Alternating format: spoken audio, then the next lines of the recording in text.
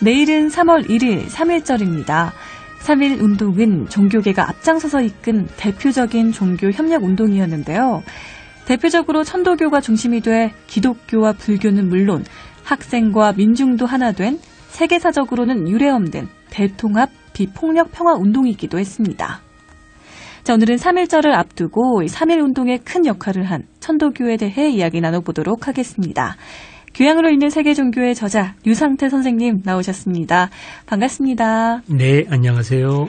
네, 저희 청취자분들께 먼저 소개와 함께 인사 부탁드립니다. 예, 저는 종교에 관한 글을 쓰는 종교 작가 류상태라고 합니다. 청취자 여러분 만나서 반갑습니다. 네, 반갑습니다. 오늘은 선생님과 함께 우리나라의 민족 종교죠. 천도교에 대해 알아보려고 합니다. 먼저 이 천도교는 언제 어떻게 발생된 건지 또 어떤 종교인지 소개를 좀 부탁드릴게요. 예, 천도교의 원래 이름은 동학이었죠. 동학. 네. 그러니까 이 동학이라는 말은 서학, 천주교에 대응하는 우리의 민족 종교다라는 그런 의미가 됩니다. 네. 예, 청취자는 수은 최재우 선생이시고요. 이 재우라는 말이 본명은 아닙니다.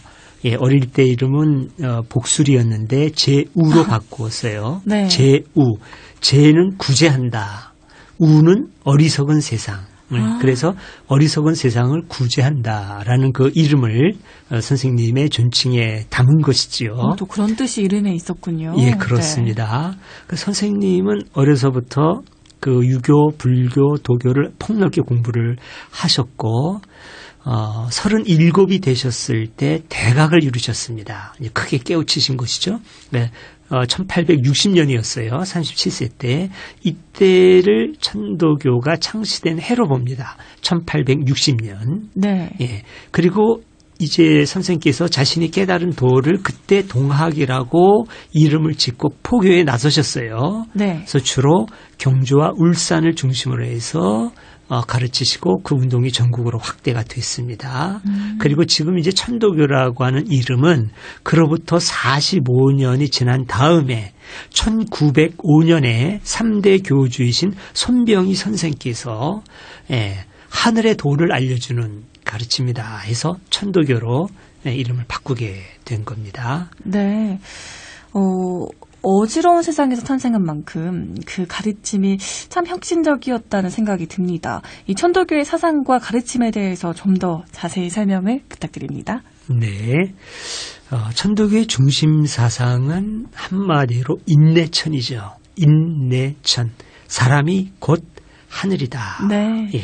사람은 누구나 하늘님을 모시고 있다. 이 하늘, 우리가 말하는 하늘이기도 하지만은 한울이라고 표현하기도 해요. 한울. 우주 전체, 세상 전체를 하나의 커다란 울타리를 보고 있는 거죠. 그러니까 이 세상에 존재하는 모든 것이 커다란 하나의 품 안에 있는 거예요. 네. 예, 하늘님이라고 하는 그 품. 그래서 이걸 깨달으면은 자신이 곧 하늘인 것이죠. 네. 자, 그런데 여기서 중요한 것이 서학, 천주교에서는 하늘님과 사람은 결코 동등할 수가 없습니다. 예. 네. 신은 거룩한 존재예요. 인간은 죄인이에요. 굉장히 거리가 멀어요. 확연하게 구별이 되어 있습니다. 자, 그런데 동학은 이걸 정면으로 거부하는 거죠. 맞서는 거예요. 네. 사람이 곧 하늘이다. 이거는 휴머니즘이 만개한 겁니다. 전 그렇게 봅니다. 그냥 휴머니즘이 만개한 거예요. 서양이 도달하지 못한. 예.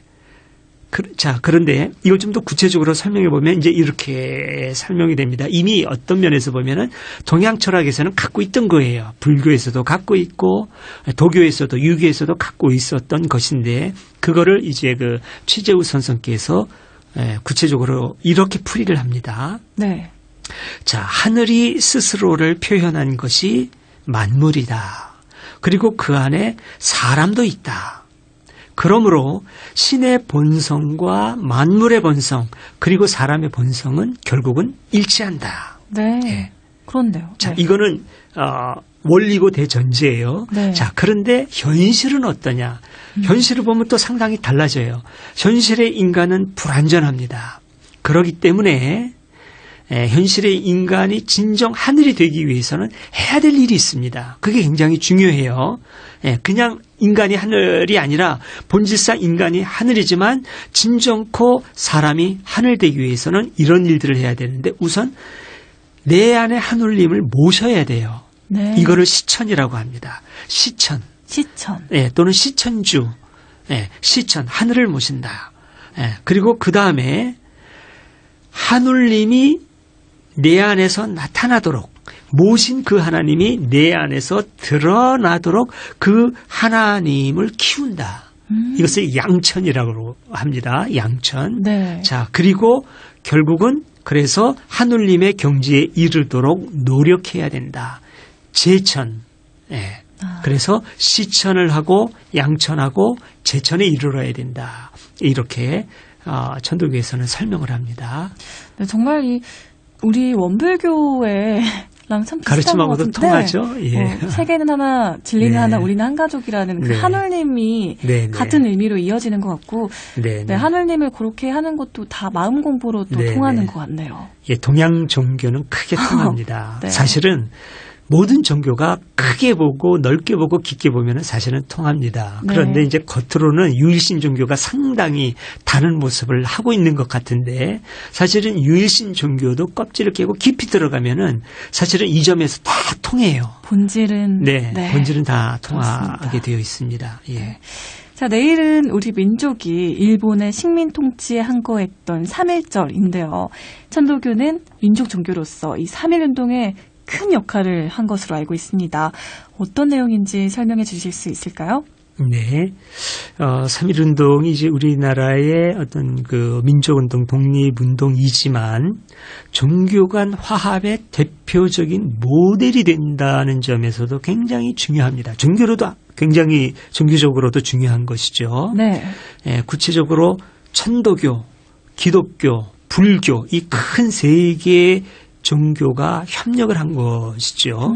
그때 당시에는 천도교가 이렇게 위상이 있었습니다. 네. 세계 종교인 기독교와 불교와 어떤 대등한 입장에서 힘을 모을 정도로.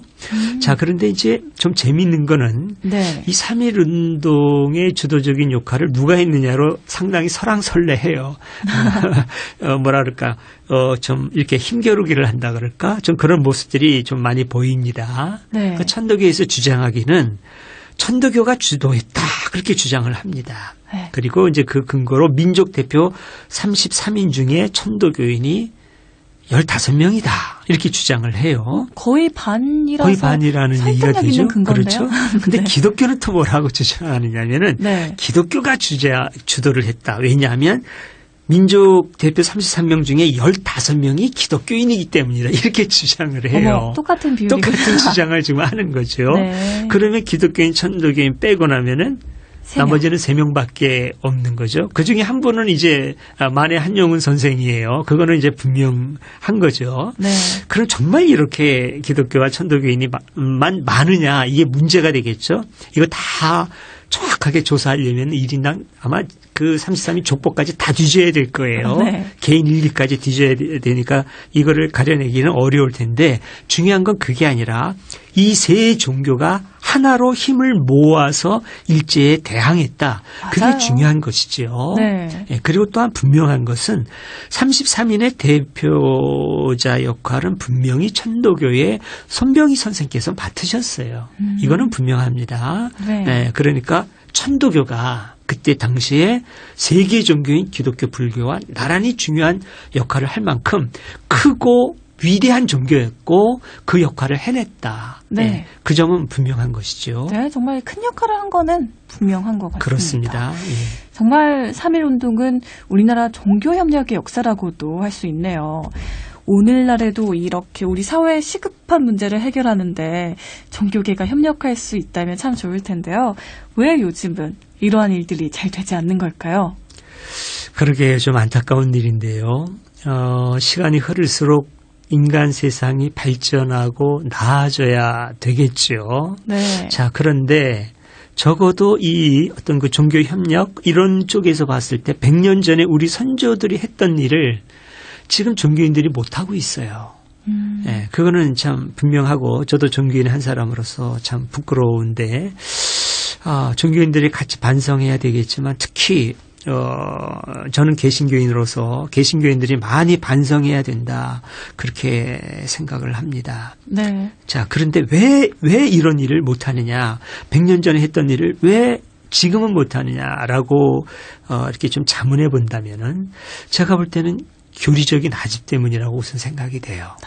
100년 전에는 기독교가 교리적으로 그게 그렇게 크지 못했어요. 오늘날 같이 교회가 많지도 않았고 큰 교회도 별로 없었어요. 네. 예, 아주 작은 교회들이 어렵게 신앙생활을 했어요. 그때 오히려 참 신앙이 살아났었다고 저는 생각합니다. 그런데 조직이 커지고 대형 교회가 생기고 경제적으로도 많은 이득을 갖고 있고 이러면서 여러 가지 무력도 생기고 교리적인 아집도 생기지 않았나 이런 생각을 저는 이제 기독교인으로서 좀 자성해 봅니다. 네. 특히나 어떤 그 교리적인 아집, 내 종교만 옳다라고 하는 이 생각에서는 반드시 벗어나야 되겠고, 네. 요즘에 보면 그 대형 교회들, 서로 건물 짓기 하고, 그 다음에 종교인 과세 문제도 참 많이 그 개신교 쪽에서, 뭐라 그럴까요? 이제 갈등의 요인을 많이 만들어냈었는데, 많이 극복해 나가야 되지 않나 그런 생각이 들고 또 네. 기독교만은 아닐 겁니다. 아무튼 뭐라 그럴까요? 종교가 커지면 그리고 또 이제 뭐라 그럴까 재산도 많아지고 그러면 본래의 정신을 잃어버리기가 쉽습니다. 불교도 예외는 아니고요. 네. 그런 점에서 좀 무력을 극복해 나가는 것도 현대사회에서 종교가 해야 될 큰 문제가 아닌가 그런 생각이 듭니다. 네, 맞아요. 시간도 흐르고 이 몸집도 커지면서 네. 약간 원래 참뜻이 좀 색이 바른 그런 네, 모습들이 네, 네. 안타까운데 종교 본연의 자세로 돌아가는 모습이 필요합니다. 네, 그렇습니다. 네, 천도교는 우리 근현대사에서 정말 큰 역사의 흐름을 바꾼 정신문화가 아니었나 싶은데요. 오늘날에도 영향을 주고 있는 천도교의 사상과 가르침이 있다면 무엇이 있을까요? 예, 제가 조금 전에 그 인내천 사상은 휴머니즘이 만개한 거다. 그렇게 말씀을 드렸는데, 네. 사람이 곧 하늘이다라고 생각을 하면 모든 차별을 부정하고 넘어서게 됩니다. 사람이 하늘이니까 우리가 가장 귀하고 높은 거를 하늘로 설정하고 있는 건데 사람이 그렇다. 그러면 여기에는 차별이 없어지는 거예요. 네. 정말로 그렇게 믿고 정말로 그렇게 실천하며 살고자 한다면 그렇게 되는 거죠. 그러니까 자연적으로 인내천 사상을 갖고 있는 천도교는 일찍부터 어린이 인권에 눈을 뜨게 됩니다. 여성 인권에도 눈을 뜨게 돼요. 벌써 거의 한 100년의 이상의 역사를 그 천도교는 갖고 있습니다. 네. 그래서 우리가 잘 알고 있는 어린이 인권 운동이 시조하면은 누구를 예를 들을 수 있을까요? 방정환 선생. 그렇죠. 소파 방정환 선생을 네. 우리들이 생각할 수 있을 겁니다. 이 소파 방정환 선생이 천도교인이에요. 네. 손병희 선생의 사위입니다. 그렇군요. 방정환 네. 선생이 그 3대 교주인 손병희 선생, 그 3.1운동 대표였던 손병희 선생의 사위인 것이죠. 이분이 어린이 인권운동을 한 것도 바로 어린이에게도 한 인간으로서의 하늘님이 계시다. 그런 생각에서 어린이 인권운동에 눈을 뜨게 된 것이지요. 네. 자, 그리고 여성 인권에도 천도교는 일찍이 앞장서서 여성을 위한 이제 교육기관을 일찍부터 세우게 됩니다. 동덕여자대학교라고 있지 않습니까? 네. 들어보셨죠? 동덕여자대학교. 이 동덕이라는 말이 천도교 신자들이 서로를 부르는 호칭이에요. 동덕. 예. 개신교인들은 형제님, 자매님 그런 말을 쓰지 자매님 않습니까? 하는 듯이? 예. 천도교에서는 동덕님이라고 얘기를 해요. 서로 간에. 자, 그런데 그 천도교에서 남성 인재를 길러내기 위해서 학교를 하나 세우고 여성 인재를 길러내기 위해서도 또 학교를 세웠는데 남성을 위해서 세운 학교가 보성학교였습니다. 보성학교. 지금은 고려대학교가 됐는데 네. 고려대 하면 우리가 인천 김성수 선생을 생각하는데 김성수 선생이 인수하기 이전까지는 천도교에서 운영하던 학교였어요. 천도교에서 세운 학교였고 지금 이제 고려대가 된 그 학교죠. 그리고 여성 인재를 세운 학교가 이제 동덕학교였는데 그 학교가 지금의 동덕 여자대학교가 이제 주로 됐고 이제 더 어린 아이들을 위해서는 여자 중학교, 여자 고등학교도 있고 이렇게 된 것이죠. 네, 예. 그렇군요. 자, 오늘은 이렇게 천도교에 대해 배워보고 있는데요. 오늘날에는 천도교가 또 어떻게 남아있고 또 천도교 신자들은 어떻게 종교 생활을 하는지도 궁금합니다. 예, 오늘날 천도교 교세는 과거에 비하면 상당히 많이 약화되어 있습니다. 지금 100만이 안 된다 그래요. 네. 전체 교인 수가. 왜 이렇게 교세가 약화됐을까 생각해 보면은 여러 가지 이제 원인이 있는데 우선 그 외부적인 영향을 생각해 보면은 3.1 운동 이후에 천도교가 좀 분열을 겪었습니다. 그 지도자 간에 좀 구체적으로 얘기하면 좀 결례가 될 수 있을 텐데, 뭐 사실이니까, 끝까지 그 일제를 그 반대하고 어떤 민족 그 정신을 지켜 나가야 된다고 주장한 분들이 계시고, 그 다음에 이제 좀 타협한 분들이 계셔요. 나뉘었군요. 네, 뭐 네. 기독교도 마찬가지였죠. 네. 기독교도 그랬고, 불교도 그랬고, 다 그랬어요. 근데 그 사이에 갈등이 생기면서 약화된 측면도 좀 있고, 그런데 저는 좀 내부적으로 보면은 저는 이렇게 좀 보고 싶습니다. 반드시 이래야 된다고 하는 교리적 강제성이 천도교에는 없어요. 네. 그런데 그러면 오히려 더 잘 돼야 되는데 오히려 그러면 뭐라 그럴까 이 종교는 이 외적으로는 잘 팽창하지 못하는 특성이 있습니다. 예, 그게 참 묘한 특성인데 이게 좀 개선이 돼야 되는데 그런 특성이 있어요. 그러니까 기독교는 반드시 주일 성수해야 된다. 그렇게 가르치거든요. 주일날 꼭 교회 나와서 예배 드려야 된다. 안 나오면은 마치 벌 받는 것처럼 말하는 목사님들도 계셔요. 네. 예, 또 11조 꼭 내야 된다. 이렇게 얘기를 하고. 그러니까 이런 어떤 강제성을 주고 그랬을 때 오히려 그 응집력이 생기는 그런 측면이 있습니다. 네. 이슬람도 하루 5번씩 꼭 메카를 향해서 기도하라고 그러죠. 다 강제성을 띈 네, 이런 규칙들이군요. 강제성이 있어요. 네. 근데 이런 강제성이 없으면은 사람이 좀 뭐라 그럴까 좀 집중력이 흐트러질 수도 있지 않겠습니까? 네. 근데 천도교에는 좀 그래요. 그러니까 천도교도 어떤 소행과 신앙의 방법이 있기는 있습니다. 그런데 이런 주류 종교들처럼 그런 아주 강제적인 그런 측면이 없어요. 말하자면 너무나 좀 신사적인 종교라 그럴까? 네. 그것이 어떤 점에서는 외적인 팽창을 가로막는 하나의 요인이 되지 않나 그런 생각이 좀 듭니다. 좀 아쉬운 측면인데요. 네. 그 부분이 좀 결속력을 약하게 네네 만드는 그렇습니다. 경향이 있군요. 네, 오늘은 이렇게 선생님과 함께 천도교와 3.1 운동에 대해 이야기 나눠봤는데요. 끝으로 청취자분들께 꼭 전하고 싶은 메시지가 있다면 말씀해 주세요. 예, 오늘은 천도교에 대한 얘기를 나누었으니까요. 천도교에서 배워야 할 점들을 한 번 더 짚어봤으면 좋을 것 같습니다. 네. 천도교가 주는 큰 가르침이 3가지라고 생각이 됩니다. 우선은 인내천 사상으로 나타난 휴머니즘 정신. 네. 그리고 두 번째로 3.1 운동으로 구체화된 사회 참여 정신. 그리고 세 번째로 어린이와 남녀 평등 운동으로 나타난 실천적인 인권 정신. 이 3가지를 종교가 할 수 있다면 정말 큰 역할을 하게 되는 것 같아요. 네. 모든 종교든지. 이 3가지를 잘 못하거든요, 종교들이. 근데 천도교가 이거를 일찍이 보여주었어요. 그래서 천도교인뿐만 아니라 종교인들이라면 누구나 다 이 3가지 정신을 배워야 되지 않을까 그런 생각이 듭니다. 네. 이렇게 오늘은 교양으로 있는 세계 종교의 저자 류상태 선생님과 함께 우리나라의 민족 종교인 천도교와 3.1 운동에 대해 이야기 나눠봤습니다. 오늘 좋은 말씀 고맙습니다. 네, 감사합니다. 네.